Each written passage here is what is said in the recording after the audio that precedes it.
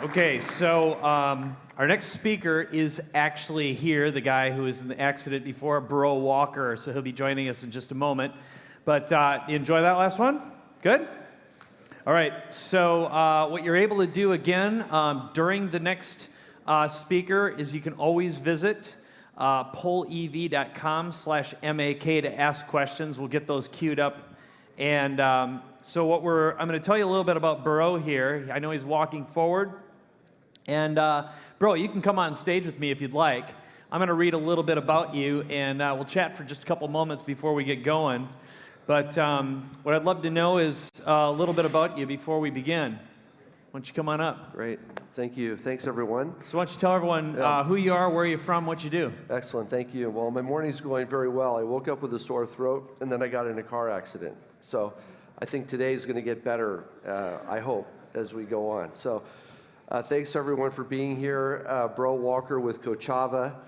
I won't go into my long history because I'm a really old dude, but I'll start with my blockchain history, if that's all right. I spent a lot of my career in China, and was most recently with a very large Chinese fintech company. And I joined them in 2014, and they had a big blockchain lab in Beijing. And I'd heard of Bitcoin a little bit and a little bit of blockchain, but we had a lab in Beijing, and we actually made an investment in Blockstream.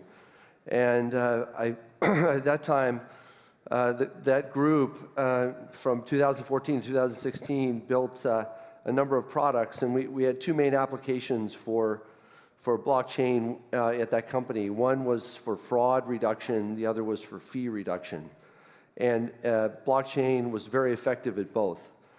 So I saw how the technology could be used in those applications, and I think in 2016 we saved several $100 million using blockchain. So got into it and was going to start my own company. When Charles at Kochava said, I ran into him last summer at a conference, and he said, "No, you're not going to do that, bro. You're going to join our company, and you're going to apply this knowledge that you have towards the advertising industry, because advertising is a $200 billion industry where, if I'm being generous, 100 billion of that is completely wasted. Some people would say 150 billion of that is completely wasted. So we have a large industry where there's a tremendous amount of waste that goes on due to lack of transparency and inefficiency.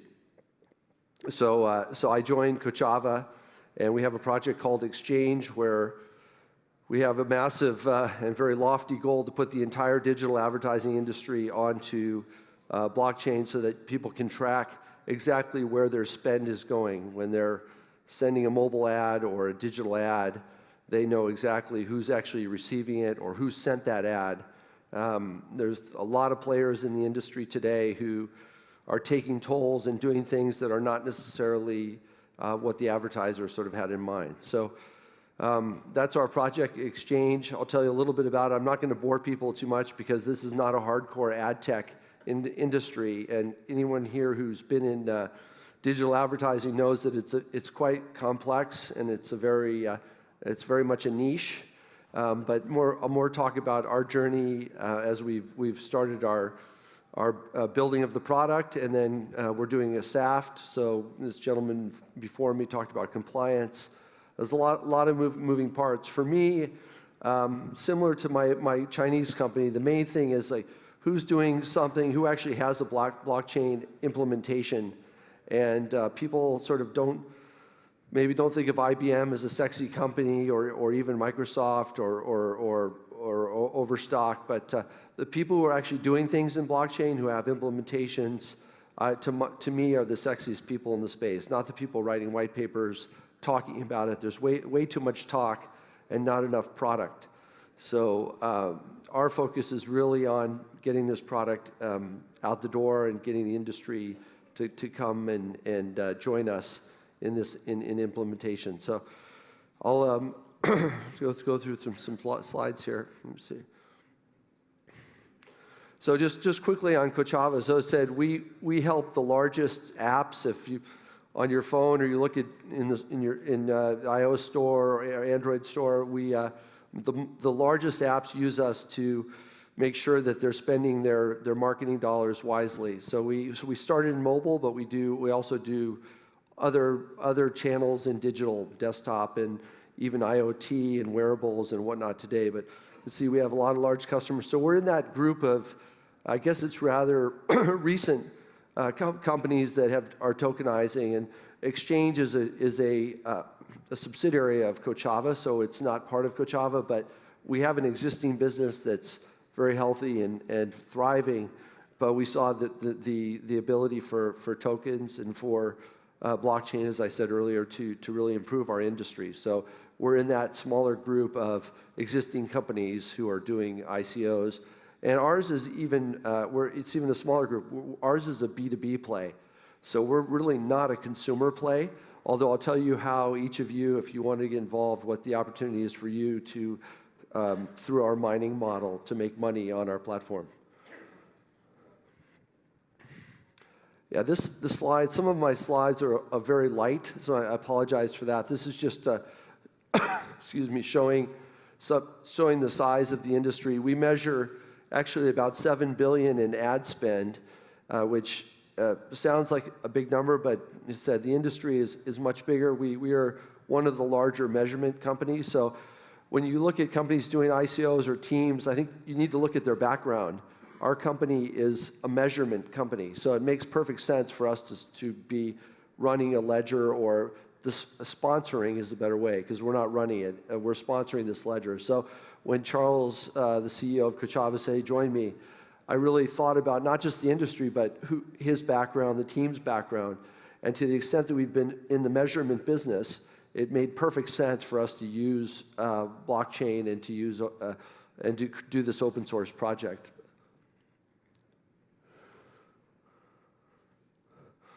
So this is, it's scary that I actually remember this. I've been in the internet since the late 80s, actually, which is even scarier. But this banner ad from Hotwired magazine, I do remember, and that's from 1994. So this is the first digital advertisement that was ever put out. Obviously, since then, there have been a few more. And too many, and a lot of, I think the industry is still struggling to find itself from its early days. And we think that the blockchain and related technologies can really help digital advertising bring home the promise that, in my mind, and as somebody in the industry, I can say, it's not really been fulfilled to date. So again, these slides are a little bit light. So you obviously have somebody who wants to advertise. You have someone who gives them a place to advertise. That's a publisher. When you go on NewYorkTimes.com or ESPN, those are publishers. And the two sides have never really come together. They've never really seen eye to eye, and they have different objectives. And there's never been a very good relationship between those two because of a lot of intermediaries and the fact that the industry, the people getting them together, never really had the end users' real goals in mind. They really wanted to just sort of enrich themselves and had other goals. So this is, there's usually 6 between an advertiser. If I'm Procter & Gamble and you're ESPN, ESPN.com or your Time magazine, there's usually 6 to 8 intermediaries that actually match us up. And that makes no sense at all, but that's the way it is today. There's people help Procter & Gamble find that space on ESPN or find that space on Time Magazine. Time Magazine, there's people that help Time Magazine find Procter & Gamble's demand for that ad. And there's 6 of them or 8 of them in the middle, excuse me. And as such, there's a lot of opportunity for people to take tolls in between, but the problem is they're not actually like part of the road. They're sort of bandits on the side taking tolls, if you will. So a lot of the money is lost. As I said, $200 billion industry. Some people say $100 billion is just completely wasted. I think the CMO of Procter & Gamble has a much higher number. He says $150 75 billion of that is just, we have no idea who's taking it or what we're getting for it. Again, this slide is too light, but for us, one of the questions we get frequently, unlike I think what the gentleman prior to me said, our industry deals in millions of transactions per second. So our TPS requirements are very, very high. Our ambition is to be able to meet that need. We today don't have the technology to do that, but we're working on it. And as I said, my previous company was an investor in Blockstream, and I saw from 2014 the advantages of side chains. I remember very clearly the meeting where I learned about side chains and sharding and different technologies. So I think early on I saw that the public blockchain and the consensus model was not going to hold up for most enterprise applications because they have much higher performance requirements. So as much as I love the decentralized message, and I am a libertarian, and that's great, and that's fine in some ways, but let's just be real. For most enterprise and business applications, you're going to have some sort of side chain, some sort of permissioned or private blockchain to work. And our industry is definitely one of those.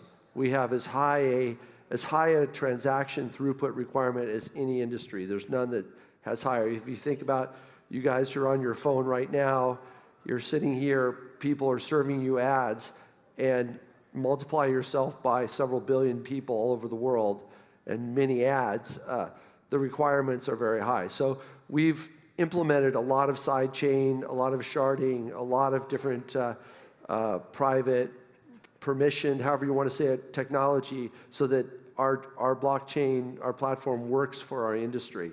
The main thing is that people adopt it. If people don't adopt your project, if they don't use it, then why are we even here? There's no point. So I mentioned earlier that we have a mining model.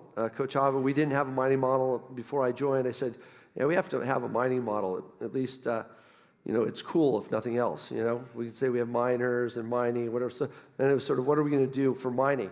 So we've given, everyone knows that our industry is dominated by Facebook and Google, for better or for worse. A lot of people would say the latter. They control the industry.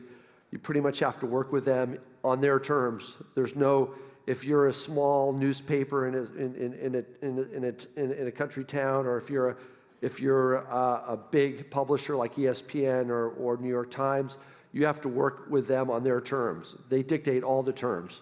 So most people would say, I'm not saying this, but some people said that's not a very healthy business environment where you have two players that dictate everything in the industry, and you can't say anything to them really against what they're telling you. Here, they tell you how to buy, what your metrics are, who your customers are. If you ask them more information for your customers, they won't give it to you. So you have to kind of just accept. They'll tell you, yeah, your customers are kind of like, are these people, and accept it. That's great. But most people would say, that's, I'd like to know more. And I'd like to actually, ideally, I'd like to own them. I'd like to own the relationship, at least. So what we've done, sorry, let's see. No, come back here. What happened? No, sorry, I went the wrong way. Come on. Sorry about this. So, while I'm getting this back, hopefully, we've created, our mining model is an ad-serving mining model. So, any of you out there that wants to serve ads to anyone, we will set you up as an ad server. Just like Facebook is, just like Google, just like the smaller companies that still exist. I've lost my screen. We will set you up as an ad server so that you may serve ads to, if you have the ability to solve the equation of buyer and seller, we will allow you to earn tokens on exchange by serving those ads. And besides the fact that that's that's a way for you to earn income. It decentralizes the market. You know, part of, as I said, part of the problem is that Facebook and Google take 95% of the economics in digital advertising. With this, we allow you to set yourself up. I think we lent a little bit from Dash's masternode concept, and if any of you have not heard of masternodes, there's some controversy around them, but essentially what it is that if you're willing to invest in buying a certain amount of Dash coin and setting yourself up as a master node on their system, which means you have a certain amount of critical mass and stability, in other words, you're not trading their coin every day, then they will allow you to take a disproportionate amount of profits from that node. So we actually, this model, we came up with our mining model prior to knowing about Dash's master node model, but there's some corollary there with Dash's node. So what we can do is we set you up as a node on Exchange, and then when an ad is served, and we also give you the technology to be an ad-serving miner, and then you take a monthly dividend for the ads that you serve. So there's obviously no guarantees or whatnot, but you have the ability as a miner to serve these ads. And what it does, more importantly, is it decentralizes the market away from Facebook and Google, and so that in theory, anyone can serve an ad. If you're living in Montevideo, Uruguay, and you happen to be closer or have more data on someone who's looking to buy something, then you would be the one who would serve that ad to that person, not Facebook, not coming from Facebook, Argentina, or wherever it might come. So it's a cool way to open up this market and also have people be rewarded for investing in Exchange and in this platform. Okay. I don't know. I think I've lost my slides here. Let me go to this. Let's see.